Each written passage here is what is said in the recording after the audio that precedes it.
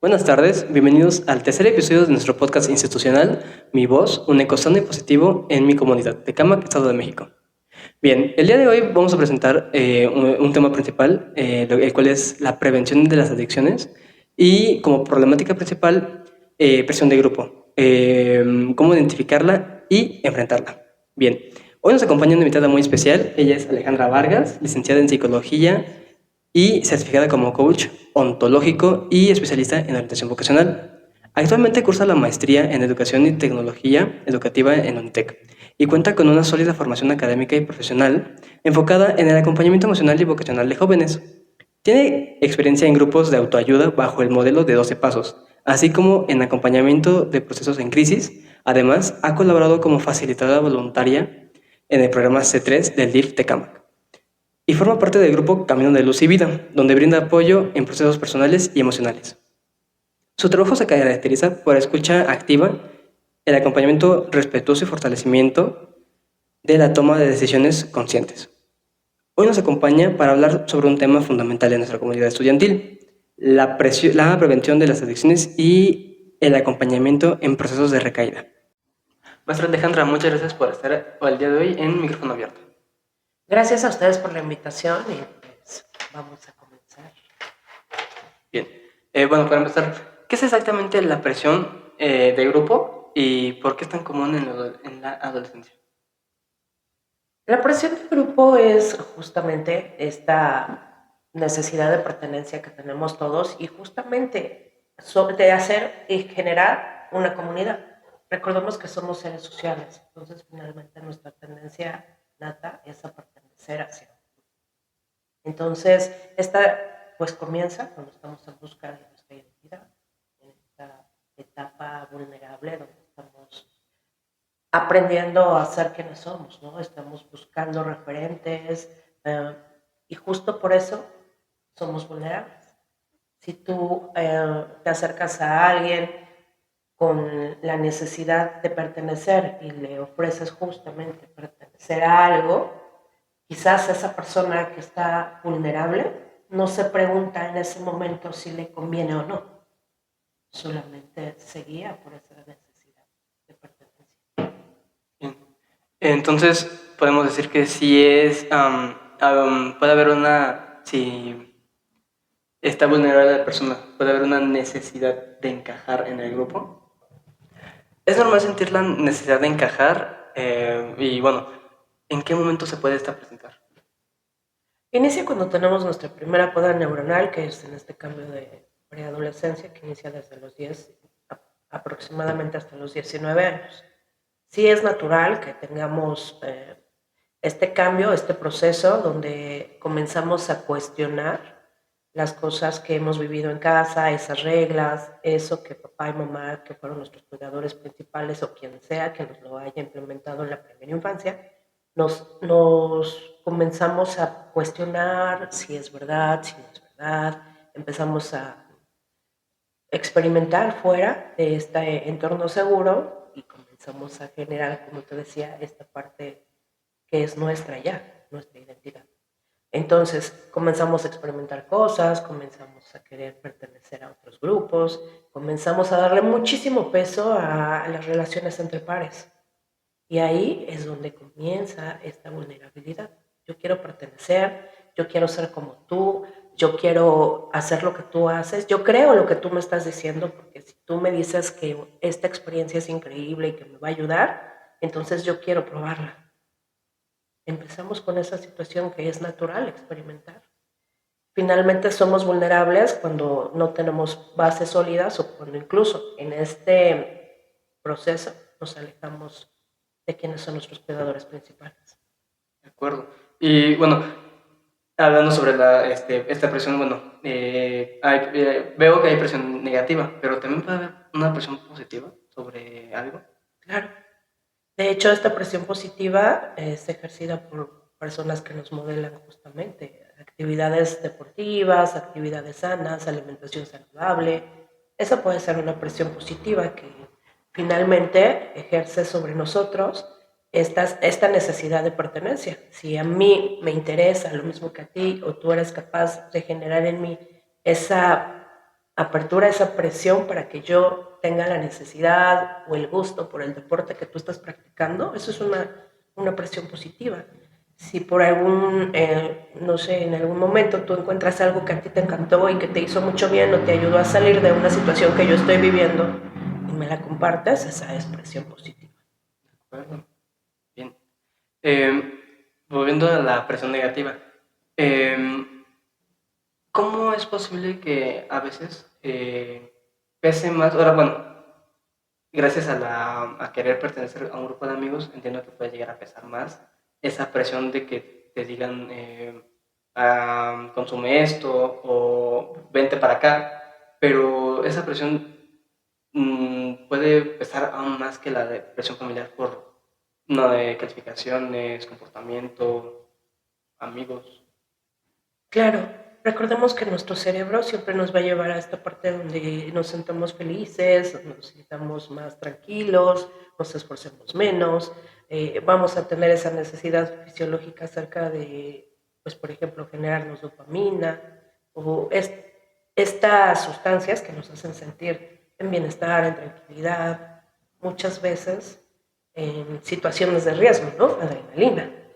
Pero tomando en cuenta que siempre nuestro cerebro nos va a llevar hacia allá, pues es más atractivo que tú me digas que está muy padre lo que tú quieres mostrarme o lo que tú me quieras compartir o a donde me quieras invitar, que pues quizá a veces estudiar o hacer las tareas en casa o obedecer, que muchas veces se vive con esta rebeldía, con este desacuerdo, o pues no se vive tan divertido, ¿no? Uh-huh. Ok. Y bueno, ¿cómo nosotros, tanto alumnos como padres de familia a veces, podemos identificar cuando alguien está siendo presionado por algo? Esto que preguntas ahora es para mí vital. Hemos trabajado con muchísimas personas, podría hablarte, no sé, no solo cientos, sino miles de personas a lo largo de esto que mencionabas acerca de las agrupaciones. Y eventualmente he comentado en algunas situaciones públicas acerca de todos los chicos que llegan en ese momento y que son vulnerables pueden tener historias increíbles acerca de sus papás. Ajá. Quizá pueden decirme que no les faltó nada económicamente, que tuvieron experiencias emocionales muy padres, pero al final quizá en algún momento hubo una situación negada que fue el parteaguas en su vida, ese punto de quiebre donde decidieron enojarse con papá o con mamá o con la familia y darle obviamente más peso a esta situación de, como te comentaba, entre pares. Este cambio es absolutamente natural. El cambio cuando los jóvenes comienzan a buscar fuera de casa, comienzan a generar esta identidad, comienzan a tener intereses y comienzan a sentirse identificados con sus iguales, ¿no? Las pláticas regularmente son justo eso, muchas veces el cómo no te sientes bien, qué haces para sentirte mejor, y pues en este caso son exactamente muchas veces recomendaciones negativas acerca de pues estas rutas de escape, situaciones que conocemos que tienen que ver con adicciones. Hay casos muy delicados que hemos tenido que enfrentar en este tiempo, donde finalmente si la situación tiene que ver más con carencias materiales, pues sí, también son como reclutados hacia ciertos grupos que pues los incitan y les pagan por delinquir. Y bueno, un ejemplo sería, va de la mano que, digamos, no le faltó nada al chico, a la chica, pero pongamos ejemplo de que el papá y la mamá se separaron después de un buen rato estando juntos, ahí el chico o la chica puede entrar en vulnerabilidad con esta parte. Claro, como te comentaba, sí, y es hoy muy común que existan separaciones familiares frecuentes. Se ha normalizado mucho esta parte y tiene que ver con muchos patrones de conducta que se han roto, ¿no? Antiguamente, pues, las familias siempre luchaban porque en este caso quizá mamá fuese un poco más am, sumisa y soportar las situaciones que hoy ya no está dispuesta a soportar. Hoy los matrimonios son casi de cristal, son muy frágiles y la verdad es que evidentemente los hijos pues son quienes terminan afectados por esta situación, pero no es lo único. O sea, sí es un eje muy grande, pero como te comentaba hace unos minutos, tenemos ejemplos de chicos que tienen absolutamente todo y finalmente sí tienen una situación emocional que la están viviendo de manera difícil, ¿no? Podríamos decirlo. La parte que más pesa, y por eso este programa es muy interesante, porque tú puedes estar percibiendo una situación que está pasando en tu casa diferente a como la vive tu hermano, a como la vive tu hermana o algún otro miembro de la familia. Porque tu psiquismo, tu historia, tus sentimientos, tu vulnerabilidad, incluso hasta tu lateralidad biológica, si eres diestro o zurdo y con qué parte de tu cerebro tú funcionas, te hace ver las cosas de manera diferente, percibirlas diferente, afrontarlas diferente. Por eso trabajamos, perdón, con este programa que es muy personalizado, que hace una anamnesis de exactamente cada persona. Ajá. Porque no podemos poner como en una receta de cocina, a todas las personas que tengan esto les va a pasar esto. Y todas las que tengan acá les va a pasar esto. Exactamente. ¿No? No, porque tu vivencia personal es lo que va a marcar la diferencia. Tu carácter, tu temperamento, o sea, comprender que esta parte que a veces se escucha muy trillada de saber que tú eres único y irrepetible, esto suena muy trillado, pero es el arma más poderosa que podemos tener los seres humanos. Conocernos, comprendernos, saber desde dónde estoy reaccionando, desde cuáles heridas, por ejemplo, yo veo las cosas, ¿no? Y al final, esto es como el arma más poderosa. Poder saber que yo reacciono así por la historia que yo tengo y comprender para poder sanar esa historia y reaccionar diferente. Eso que me habla de nuestros lados del cerebro, no sabía que podíamos ver de diferente forma, gracias a, bueno, si somos diestros o zurdos, me sorprende esa parte. Y funciona igual, digamos, con la gente que es ambidiestra. Eh, Esta parte de ambidiestro es como un poco subjetiva porque digamos que nuestra lateralidad biológica podemos hacer varias pruebas, por ejemplo esta que es muy sencilla, para ver, podrías entrelazar tus dedos de manera muy natural y ver cuál es el pulgar que queda arriba, derecho o izquierdo. Izquierdo. ¿Okay? Esto nos dice que tú eres zurdo. Soy. Esto es, bueno, tú podrías comprender que tú haces las cosas con la mano derecha y definirte como diestro. Ajá. Pero sin embargo, tu lateralidad biológica es zurda. Ah.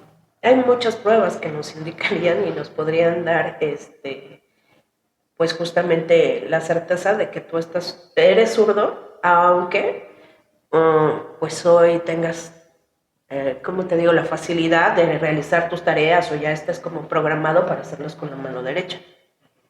Pero esto nos habla de que si tú eres zurdo, tu hemisferio dominante es el derecho, que recuerda que la lateralidad es cruzada. Entonces, esto influye mucho, por ejemplo, para esta anamnesis, donde podemos comprender cómo viven las cosas un zurdo y un diestro. Los diestros somos más vulnerables, somos más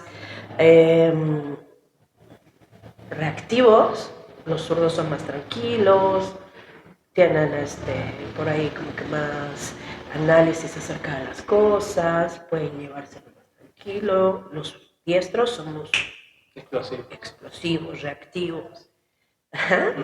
Y bueno, desde ahí, como te comentaba, nuestra naturaleza biológica nos indica y va marcando esta parte que nosotros después vamos a comprender como nuestro temperamento, que son ya los nombres que le vamos poniendo a cómo reaccionamos, ¿no?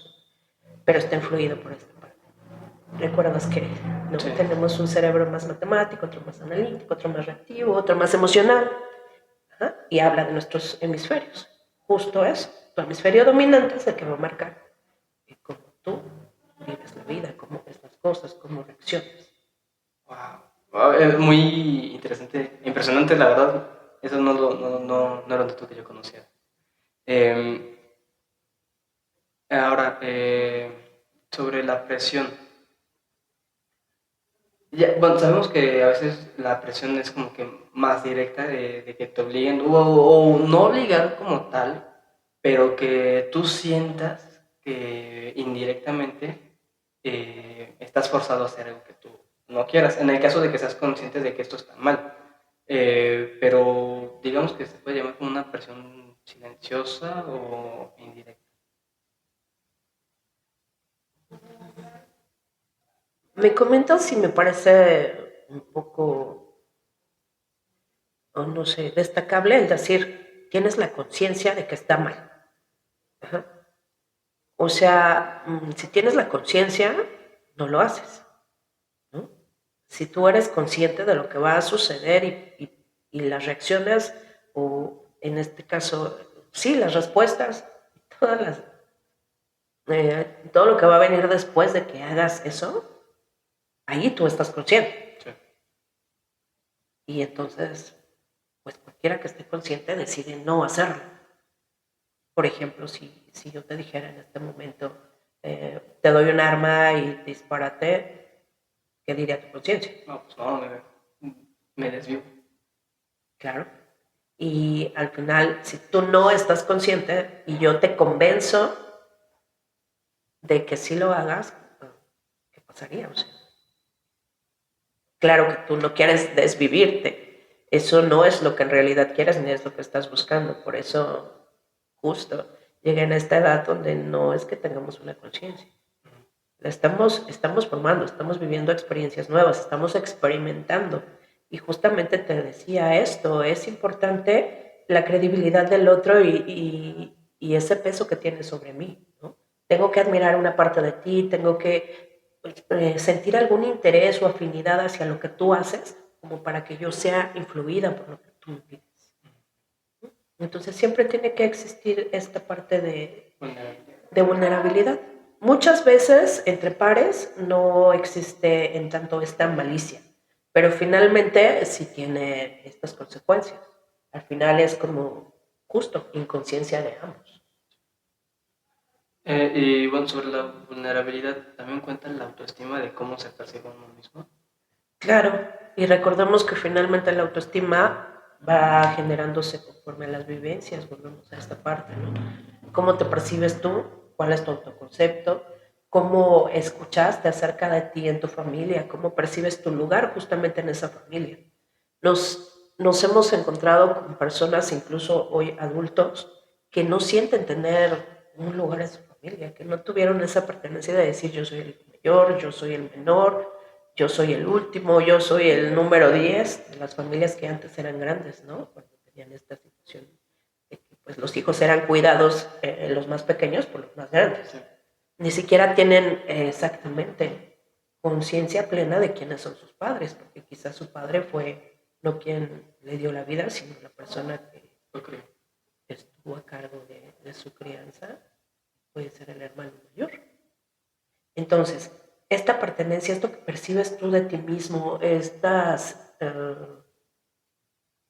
pues estos comentarios que también escuchas de ti, acerca de tu familia, el concepto que ellos tienen de ti, lo valioso que sientes que eres, todo esto forma no solamente la autoestima, sino esta relación que es vital para que tú puedas tener pues la confianza de comentarle a alguien más qué es lo que estás viviendo, preguntar acerca de si es muy bueno, muy malo, incluso pedir ayuda cuando más la necesitas.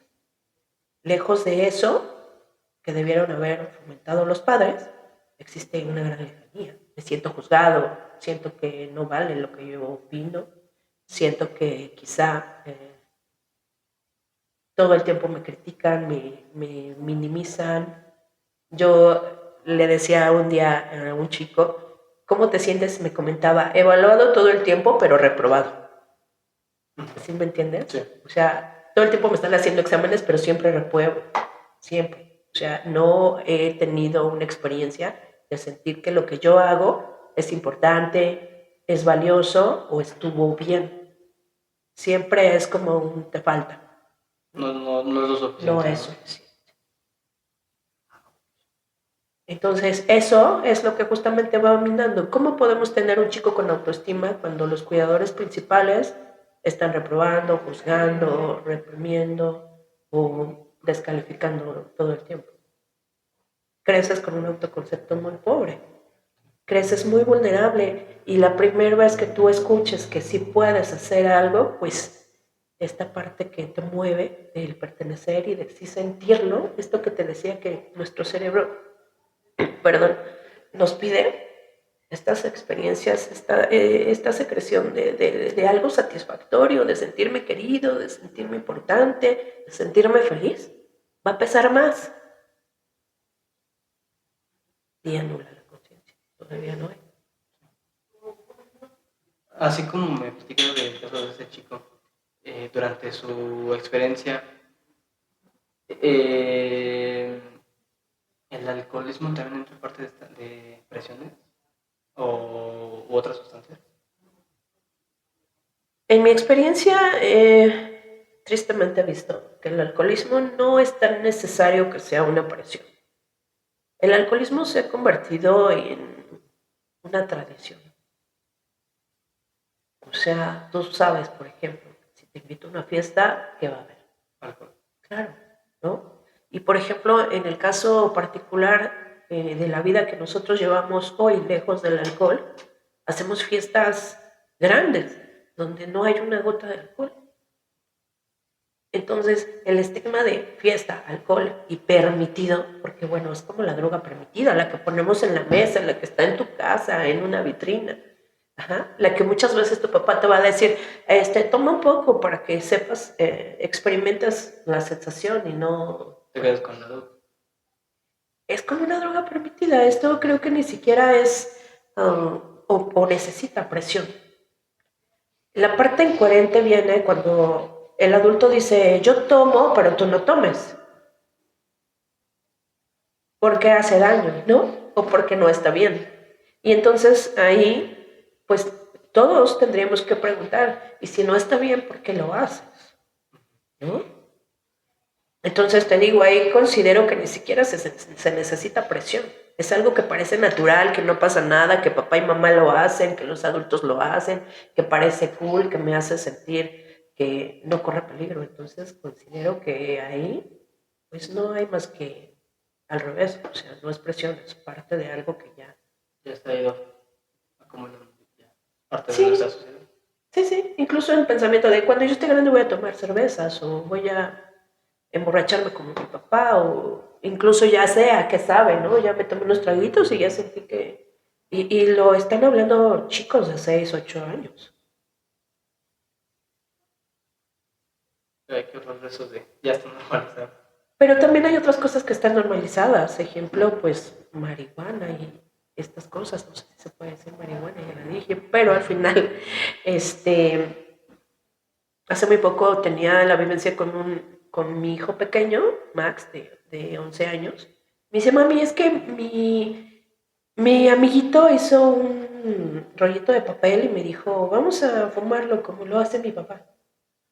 Entonces, finalmente, considero que estamos en mucha permisividad de esta parte que todavía prevalece, que pareciera que no se ha terminado, de yo soy el adulto, yo soy tu papá y yo puedo hacer lo que yo quiera, y tú no, pero sin embargo tú me estás viendo, estás observando y estás siendo parte de esto que yo te estoy prohibiendo a ti y te estoy diciendo que no pasa nada, porque si tú ves que no pasa nada, entonces crees que más adelante vas a poder lograr. Por eso considero de verdad que la presión es mucho para el alcohol, no se necesita mucha, ¿eh? Sí siento que es como un poquito más normal el hecho de que digan, bueno, pues no pasa nada. Es triste, es feo esto. Bueno, y sobre chicos que ya hayan caído por la presión en alguna adicción y que pues ahí están y digamos que quienes lo rodean pues lo ayudan y sale de ahí, pero recae. Es más fuerte adicción o si se puede llegar todavía a rescatar. Volviendo a esta explicación, una teoría muy grande que hemos comprobado muchas veces ya en este tema de tratar con personas adictas, no es la adicción a la sustancia, es la adicción a la sensación cuando estoy en la sustancia. O sea, al final, esto que siento cuando yo estoy consumiendo, hay dos polos, ¿no? Uno, esta persona que necesita sentirse tranquila, relajada, soltar la presión que no ha podido soltar ni gestionar. E incluso a veces ni siquiera reconoce que la está viviendo, ¿no? O sea, solo se siente muy mal y necesita un alivio y entonces aquella vez que le dijeron tómate esto y se sintió aliviado, su cerebro le dijo, eso te alivia. Nuestro cerebro siempre va a recordarnos lo que nos da mucho placer y también aquello que nos dio dolor. Entonces, eso que nos generó sufrimiento nos va a poner lejos de él y lo que nos generó placer nos va a estar pidiendo más de lo mismo. Entonces, partiendo de ahí, hay personas que necesitan justo sentirse muy tranquilos y otros muy activos.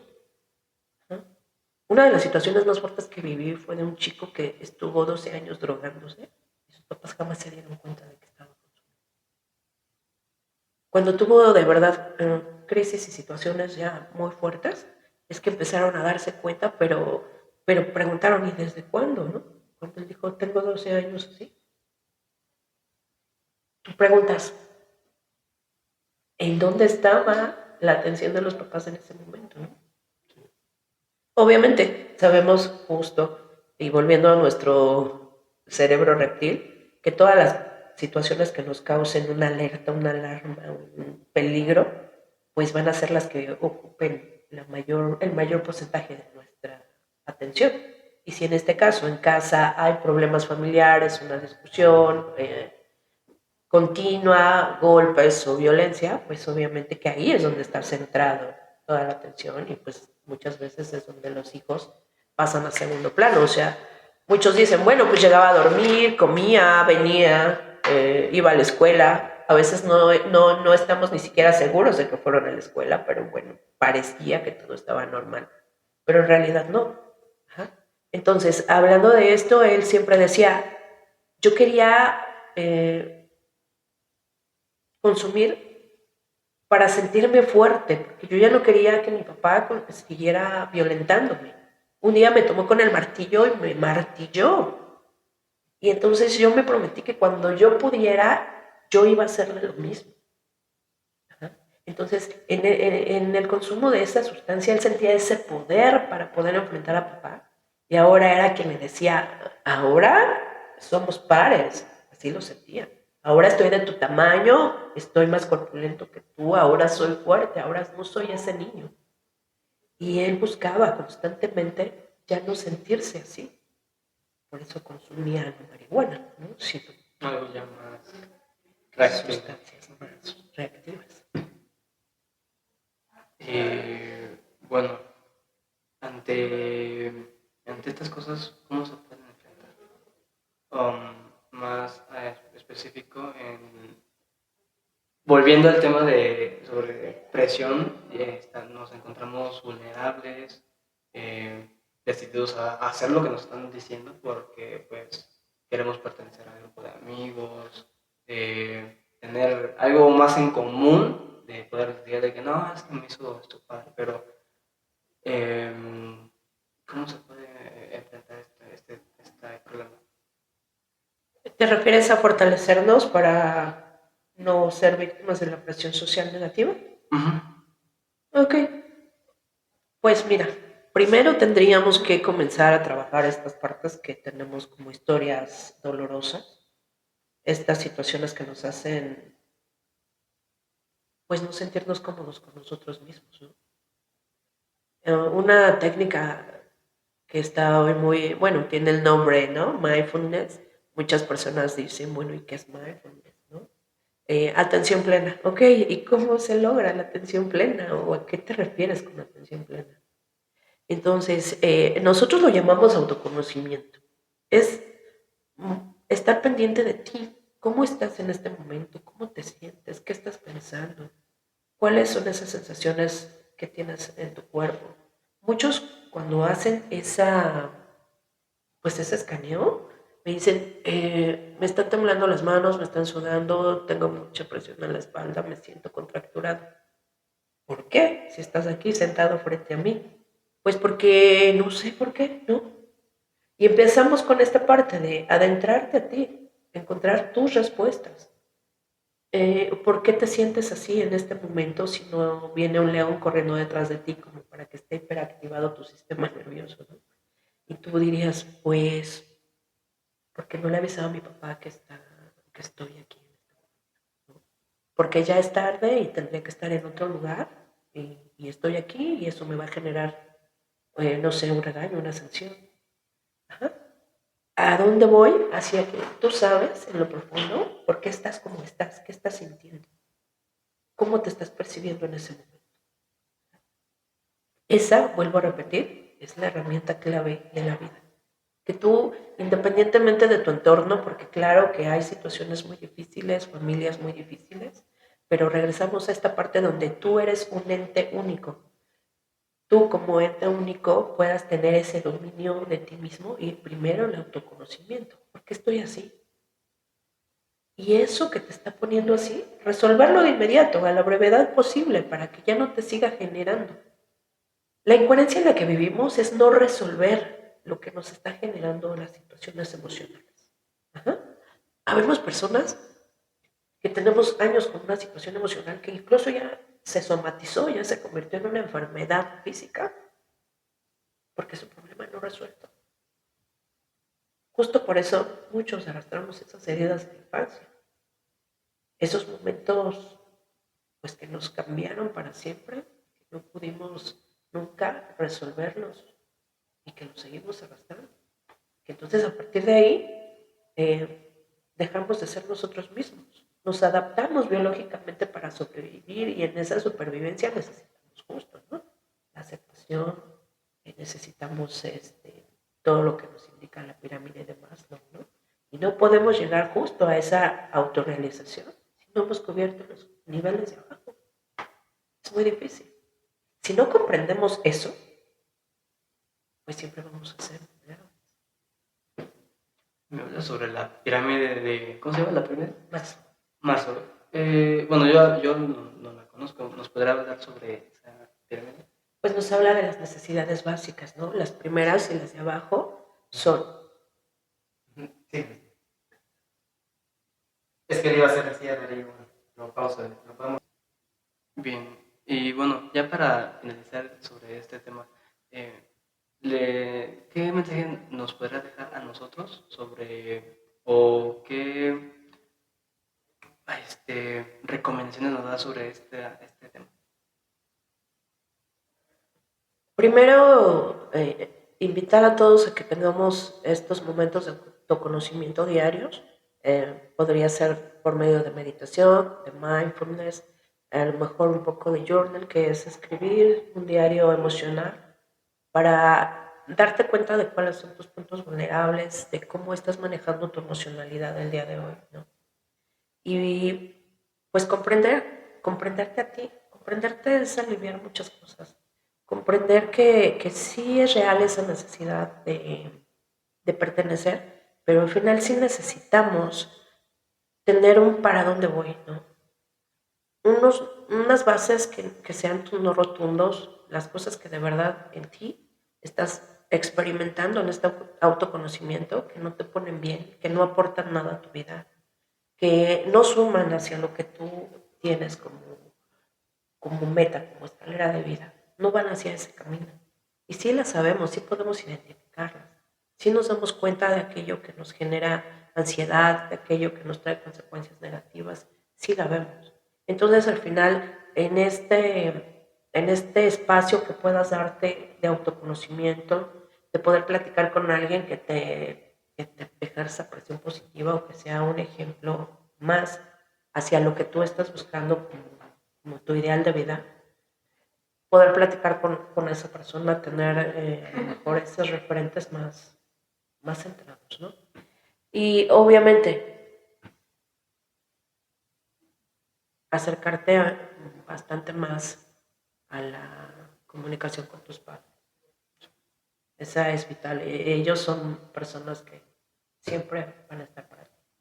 Independientemente de la forma que quizá a veces a los jóvenes no les gusta, ellos son las únicas personas que siempre van a estar buscando tu bienestar. Muchas gracias. ¿Le gustaría dar algún número de contacto por si alguien de nuestros oyentes busca una ayuda o tiene alguna duda sobre algo?